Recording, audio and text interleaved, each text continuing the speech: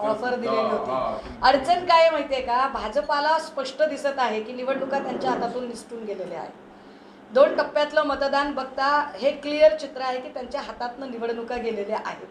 त्यामुळे बूंद से गई सो हौद से नहीं आती, पण तरीही त्यांचा तो प्रयत्न चालू आहे।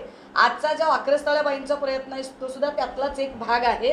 हे सगळे लोक जे महिलांना सुरक्षा देऊ शकलेले नाहीत, शेतकऱ्याच्या शेतमालाला योग्य भाव देऊ शकलेले नाहीत, इथल्या बेरोजगारीचे प्रश्न सोडवू शकले नाहीत, महागाई थांबवू शकलेले नाहीत, या लोकांना आता स्वतःला चर्चेत राहण्यासाठी म्हणून काही ना काही असे उपटसुंभासारखे मुद्दे काढून गौप्यस्फोट या नावाखाली त्याची चर्चा घडवून आणावीशी वाटते।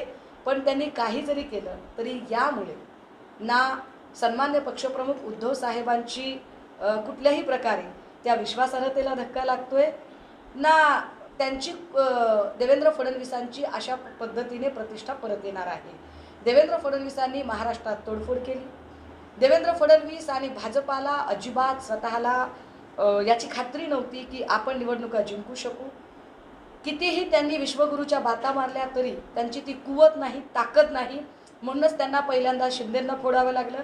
शिंदेंना फोडूनही स्वतःला खात्री वाटत नव्हती, म्हणून त्यांनी पवार साहेबांचा पक्ष फोडला। तोही पक्ष फोडल्यावर खात्री वाटत नव्हती, म्हणून त्यांना अशोक चव्हाणांना सोबत घ्यावं लागलं। अशोक चव्हाणांना फोडून सुद्धा त्यांना ही खात्री वाटत नव्हती की आपण निवडणुका जिंकू शकू, म्हणून मग त्यांनी इंजिन यार्डात आणून लावलं।